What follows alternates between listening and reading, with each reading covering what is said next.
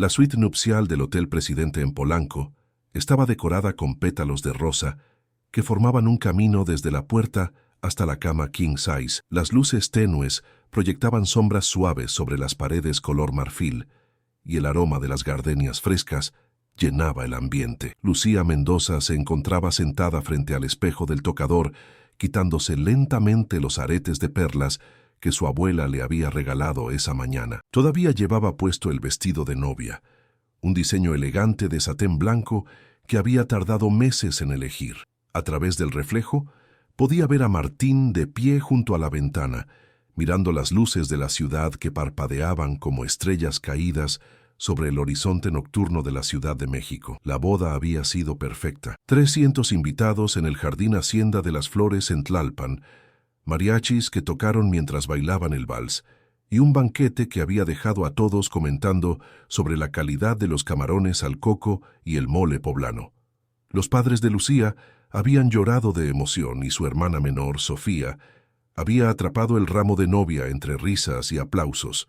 Todo había salido exactamente como lo habían planeado durante año y medio. Pero ahora, en la intimidad de aquella habitación lujosa, Lucía sentía un peso extraño en el pecho, una incomodidad que no lograba identificar. Martín Torres había sido el novio perfecto durante los 3 años que llevaban juntos. Trabajaba como arquitecto en una firma prestigiosa en Santa Fe, era atento con su familia y siempre había sido cariñoso y detallista. Le llevaba café a la oficina, donde ella trabajaba como diseñadora gráfica. Recordaba fechas importantes y la hacía reír con sus imitaciones de políticos y comentaristas deportivos. Sus amigos los consideraban la pareja ideal, y Lucía había creído firmemente que habían construido una relación sólida basada en la confianza y la comunicación. Sin embargo, en las últimas semanas, algo había cambiado. Martín se mostraba distraído.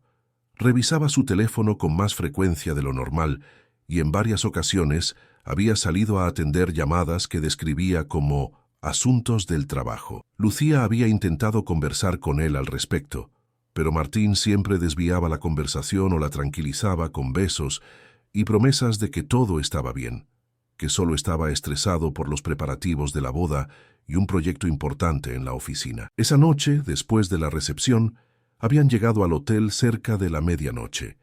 Lucía esperaba que la tensión que había sentido se disolviera, que la magia de convertirse en marido y mujer borrara cualquier duda. Pero Martín parecía inquieto.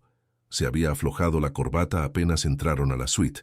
Había servido 2 copas de champán que apenas probaron, y ahora estaba en silencio junto a la ventana, con las manos en los bolsillos del pantalón del traje. Lucía terminó de quitarse las joyas y se dirigió al baño para cambiarse. Se puso un camisón de seda color marfil que había comprado especialmente para esa noche en una boutique de la Condesa. Cuando regresó a la habitación, encontró a Martín sentado en el borde de la cama, mirando su teléfono móvil con una expresión tensa. La luz azulada de la pantalla iluminaba su rostro, acentuando las líneas de preocupación en su frente. ¿Está todo bien?, preguntó Lucía, acercándose con cautela. Su voz sonó más pequeña de lo que había pretendido. Martín levantó la vista bruscamente, como si hubiera olvidado que no estaba solo.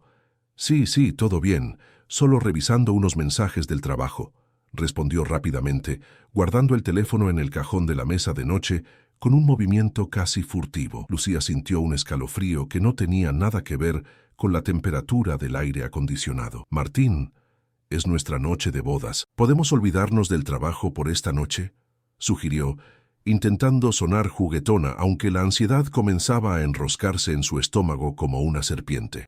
Tienes razón, perdóname, dijo él, esbozando una sonrisa que no alcanzaba sus ojos. Se puso de pie y la abrazó, pero el gesto se sintió mecánico, desprovisto de la calidez que solía caracterizar sus abrazos.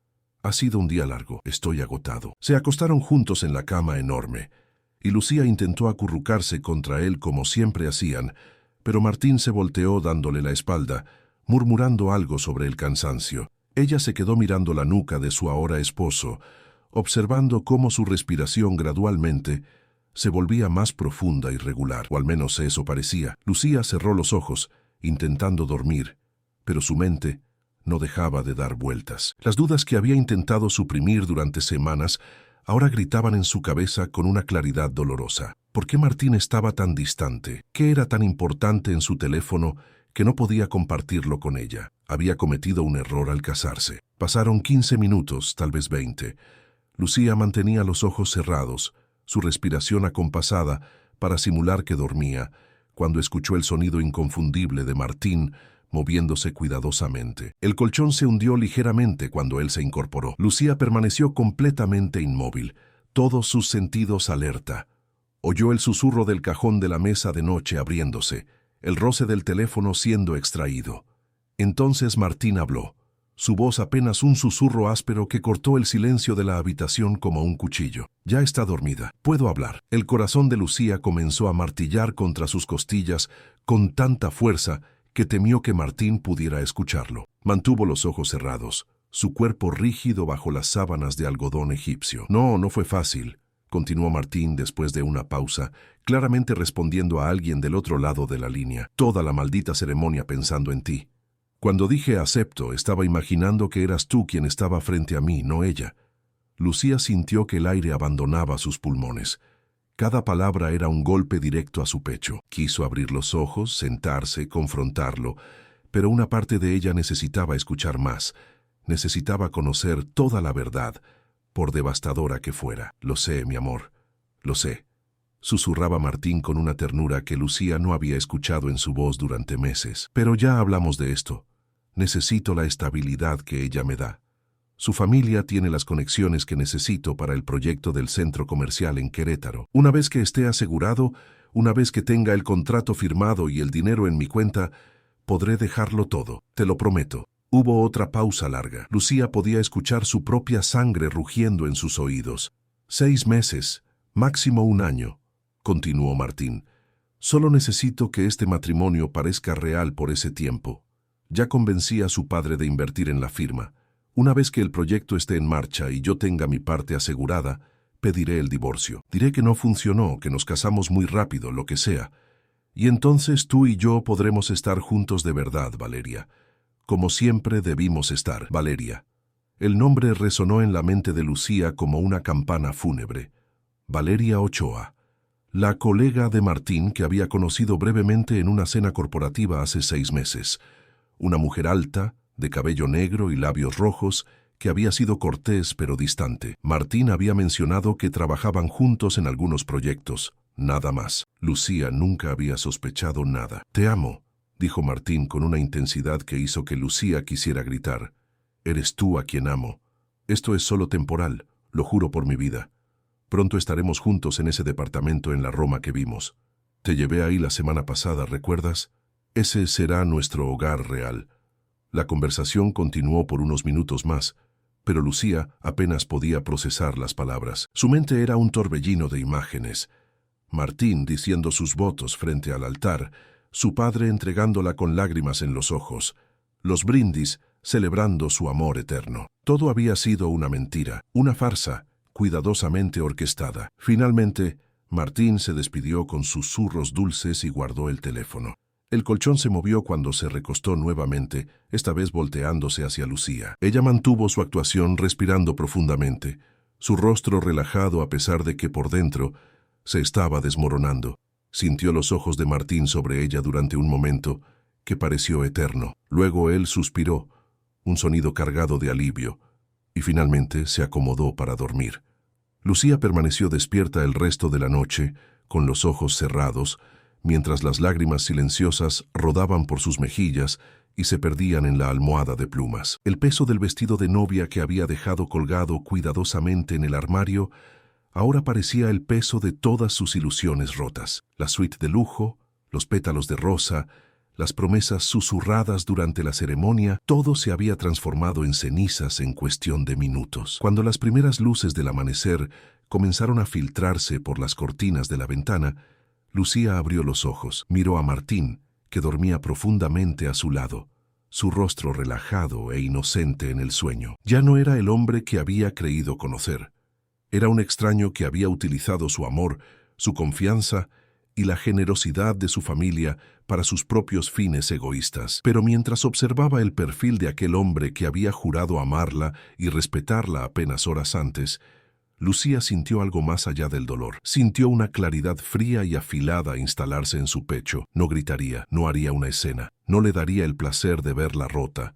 En cambio, tomaría control de la situación. Si Martín creía que podía manipularla, usar su amor como una herramienta para ascender socialmente, estaba gravemente equivocado. Lucía Mendoza era muchas cosas: una diseñadora talentosa, una hija amorosa, una hermana protectora, y ahora también era una mujer que acababa de despertar a una realidad brutal en su noche de bodas. Pero no sería una víctima. Esa revelación accidental le había dado algo invaluable: información. Y con información venía poder. Se levantó silenciosamente de la cama, recogió su teléfono y se dirigió al baño. Cerró la puerta sin hacer ruido y se miró en el espejo. Sus ojos estaban rojos e hinchados, su cabello despeinado, pero en su mirada había una determinación que no había estado allí la noche anterior. Abrió la ducha para ahogar cualquier sonido y se permitió llorar libremente durante 5 minutos, dejando que el agua caliente se mezclara con sus lágrimas. Después se secó el rostro, se peinó el cabello y comenzó a pensar. Su mente, entrenada para resolver problemas de diseño y comunicación visual, ahora trabajaba en un problema completamente diferente: cómo protegerse, cómo proteger a su familia y cómo asegurarse de que Martín Torres pagara por su traición. Capítulo 2. El juego de las apariencias. El domingo por la mañana, Lucía y Martín desayunaron en la terraza del hotel. El mesero les sirvió chilaquiles verdes, fruta fresca y café de olla, mientras el sol de octubre brillaba sobre la ciudad. Martín estaba relajado, incluso animado, comentando sobre lo bien que había salido la boda y los planes para su luna de miel en Tulum la próxima semana. Lucía sonreía, asentía, respondía en los momentos apropiados. Por fuera era la novia perfecta y feliz. Por dentro, cada palabra de Martín era una confirmación más de su traición. ¿Dormiste bien?, preguntó Martín untando mantequilla en un pan dulce. Como un bebé, respondió Lucía, tomando un sorbo de su café. ¿Y tú? Profundamente. Estaba agotado, dijo él, sin el menor rastro de culpa en su voz. Aunque me desperté un momento en la madrugada, creo que el champán me cayó pesado. Lucía simplemente asintió, observándolo con nuevos ojos. Era un mentiroso consumado. Probablemente había estado mintiéndole durante meses, tal vez durante todo su noviazgo. ¿Cuánto de lo que conocía de él era real? ¿Había amado a Valeria todo este tiempo? Las preguntas se multiplicaban, pero Lucía mantuvo su expresión serena. Regresaron al departamento que habían rentado juntos en la Colonia del Valle el domingo por la tarde. Era un espacio moderno de 2 habitaciones en un edificio nuevo, con pisos de madera y grandes ventanales que daban a la avenida.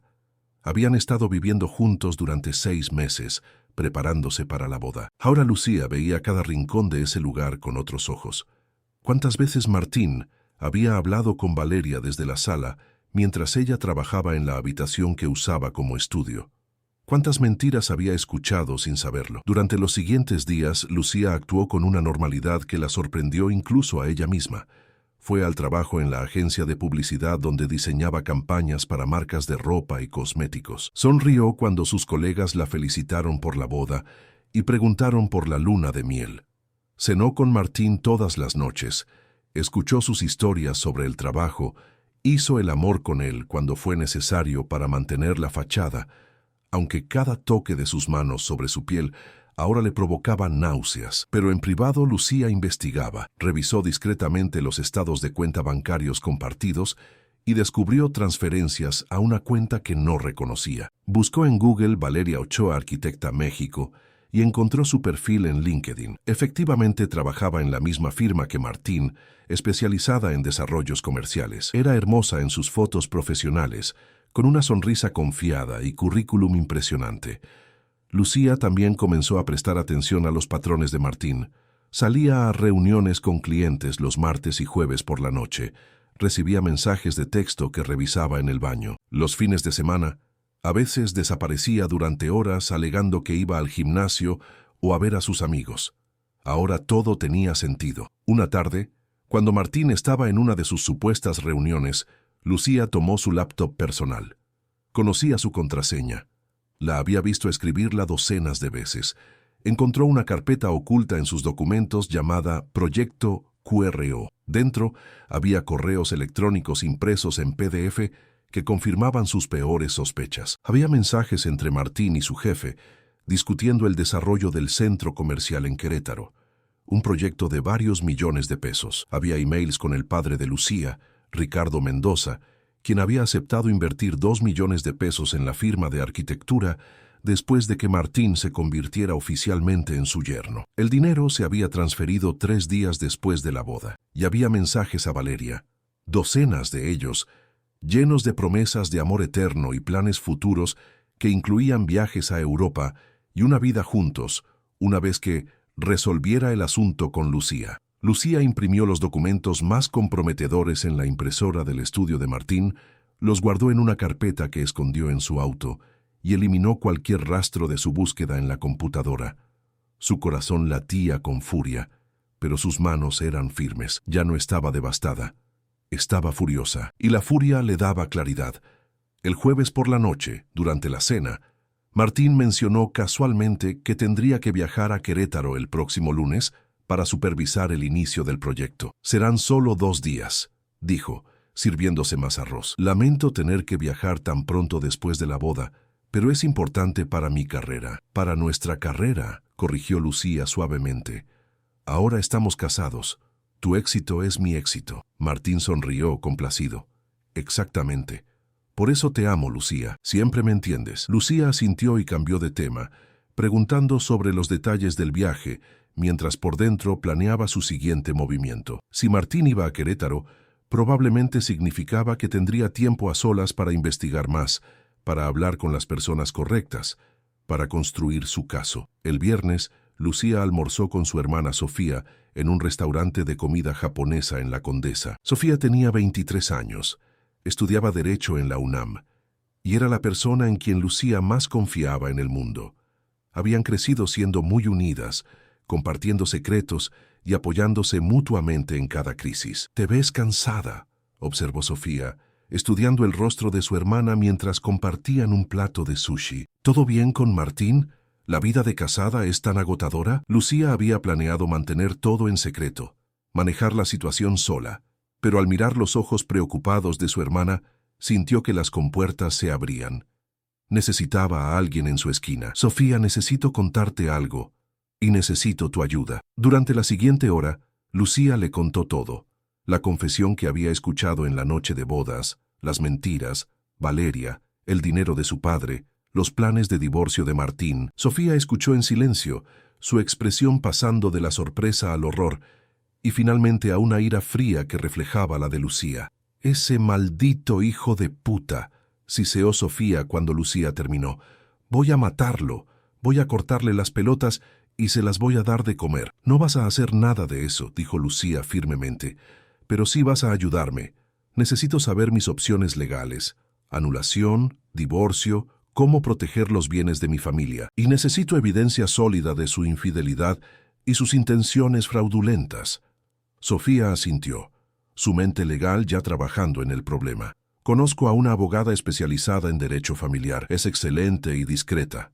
Podemos verla la próxima semana. Mientras tanto, sigue recopilando evidencia, mensajes, correos, estados de cuenta, todo lo que puedas encontrar. Si vamos a hacer esto, lo haremos bien». «Hay algo más», dijo Lucía bajando la voz. «El dinero que papá invirtió en la firma de Martín. Necesito encontrar una forma de protegerlo, de recuperarlo si es posible. No puedo permitir que Martín robe a nuestra familia, además de destrozar mi corazón». «Lo haremos», prometió Sofía, tomando la mano de su hermana sobre la mesa. «Te lo juro. Ese cabrón vas a arrepentirse del día en que decidió engañarte». Capítulo 3. Desenmascarando la verdad. El lunes, mientras Martín viajaba a Querétaro, Lucía y Sofía se reunieron con la abogada Mónica Ruiz en su oficina en Insurgentes Sur.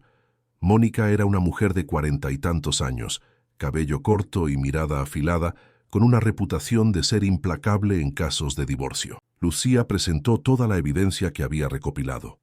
Los correos impresos, capturas de pantalla de transacciones bancarias sospechosas y el testimonio de lo que había escuchado la noche de bodas. Mónica revisó todo meticulosamente, tomando notas en una libreta legal. «Tienes un caso sólido para anulación basada en fraude matrimonial», dijo Mónica finalmente. «El hecho de que se casó contigo con la intención premeditada de beneficiarse económicamente y luego abandonarte es suficiente. Además, la infidelidad está documentada aunque sea circunstancialmente, pero necesitamos evidencia más directa de su relación con esta mujer, Valeria Ochoa».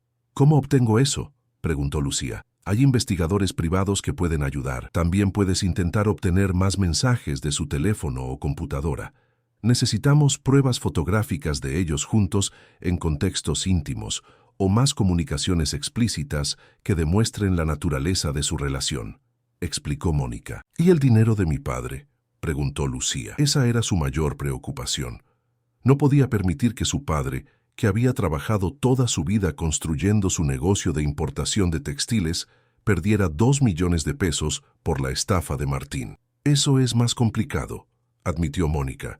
«Fue una inversión legítima en un negocio. Sin embargo, si podemos probar que Martín indujo la inversión mediante representaciones falsas sobre sus intenciones matrimoniales, podríamos tener bases para una demanda civil por fraude. Necesitaría revisar los documentos de la inversión». Lucía asintió. «Los conseguiré». Durante los siguientes días, Lucía se convirtió en una detective en su propia vida. Contrató a un investigador privado recomendado por Mónica, un ex policía llamado Roberto Santos. Le dio toda la información sobre Martín y Valeria, direcciones, horarios, placas de auto. Roberto prometió resultados en una semana. Lucía también confrontó sus propias emociones. Por las noches, sola en el departamento mientras Martín estaba en Querétaro, se permitía llorar. Lloraba por el matrimonio que nunca fue real, por los sueños de construir una familia que ahora eran cenizas, por la versión de Martín que había amado, pero que quizás nunca existió. Pero también sentía algo más, una fuerza creciente, una determinación de acero. No permitiría que esta traición la definiera. Se levantaría más fuerte. El jueves, Roberto llamó con noticias. «Los tengo. Fotos de Torres y Ochoa entrando juntos a un departamento en la Roma Norte el martes por la noche. Estuvieron allí durante 4 horas. Tengo fotos de ellos besándose en el estacionamiento. Es irrefutable». Lucía sintió que su estómago se revolvía, pero mantuvo la voz firme. «Envíeme todo por correo electrónico. Y gracias, Roberto».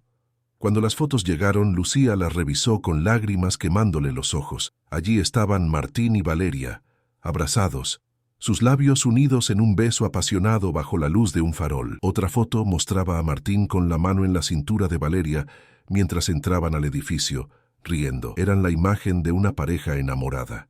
Todo lo que Lucía había creído tener, pero el dolor se convirtió rápidamente en resolución. Ahora tenía todo lo que necesitaba. Era hora de actuar. El viernes por la noche Martín regresó de Querétaro de buen humor.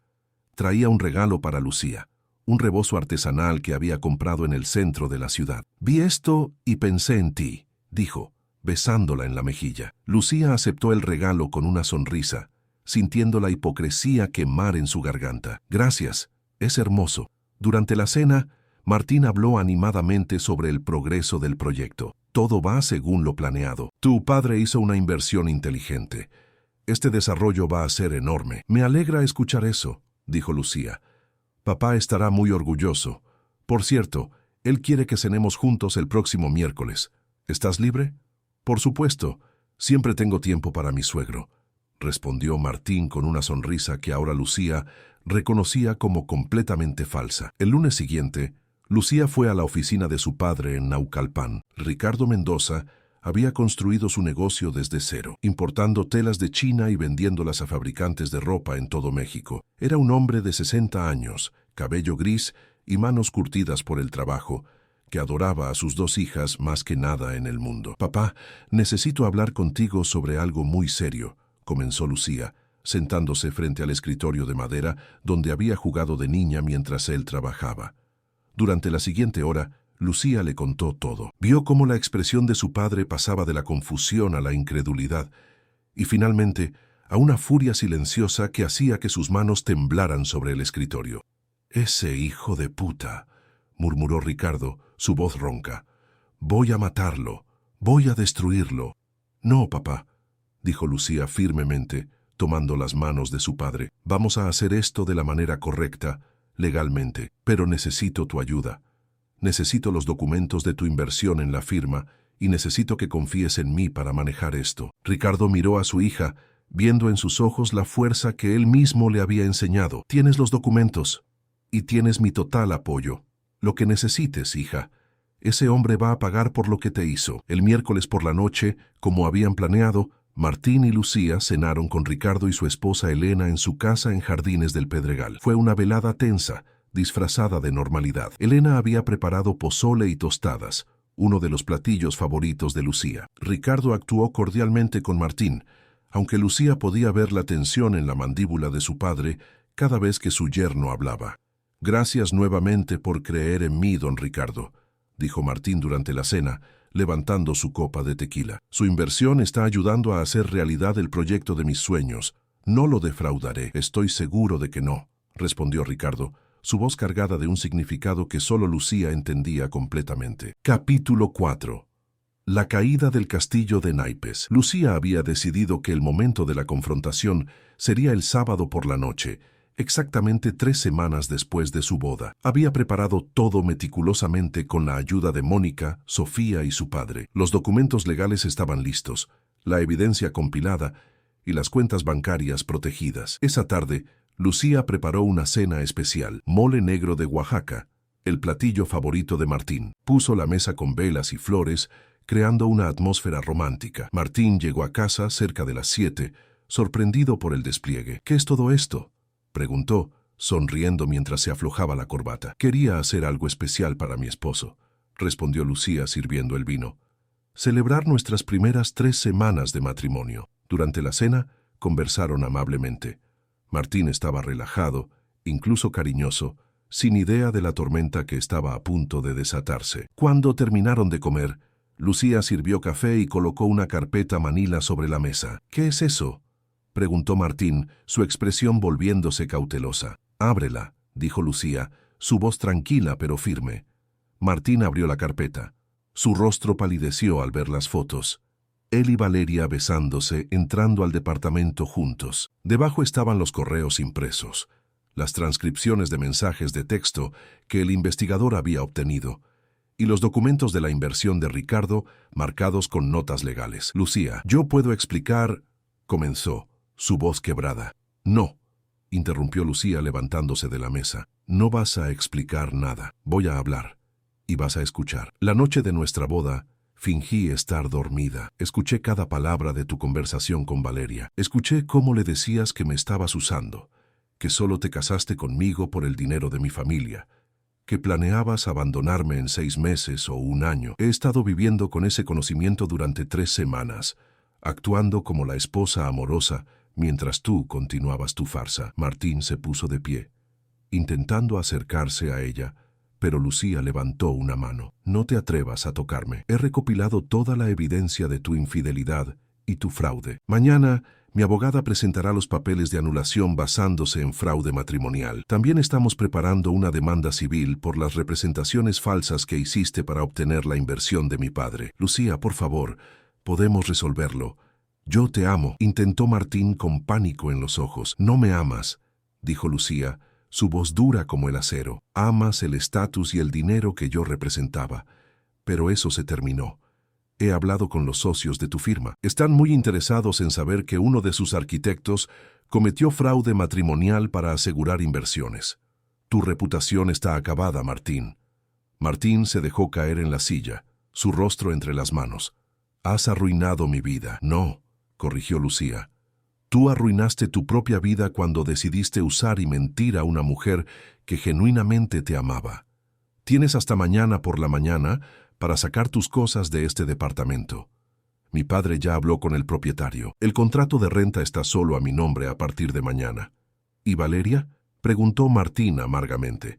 «¿También vas tras ella?» «Valeria es tu problema, no el mío», respondió Lucía.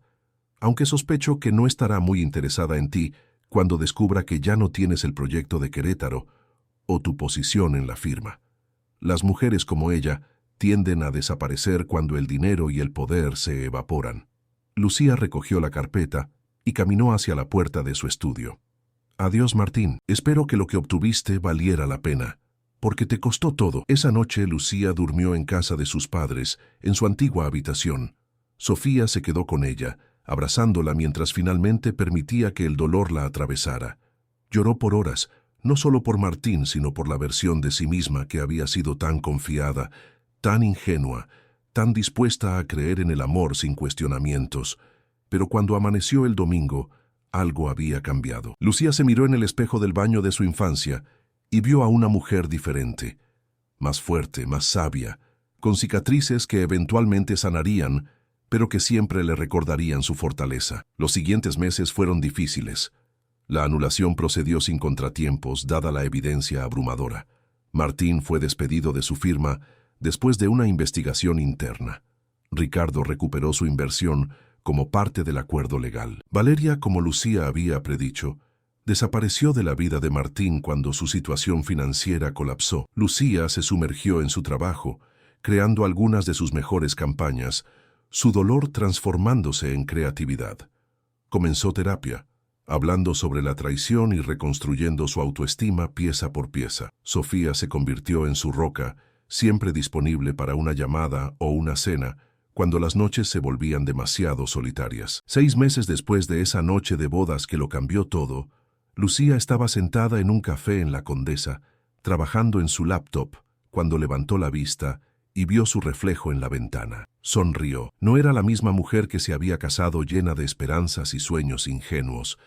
Era alguien mejor, una sobreviviente, una luchadora, una mujer que conocía su valor y nunca más permitiría que nadie la usara. La herida que Martín había dejado todavía dolía a veces, especialmente en las noches tranquilas o cuando veía parejas felices. Pero Lucía había aprendido que el dolor era parte del crecimiento, que las traiciones más profundas a veces nos enseñan las lecciones más valiosas sobre nosotros mismos. Y mientras cerraba su laptop y salía al sol de la tarde de la Ciudad de México, Lucía supo con certeza absoluta que aunque su noche de bodas la había dejado helada, el hielo eventualmente se había derretido, revelando un fuego interior que nadie podría extinguir jamás.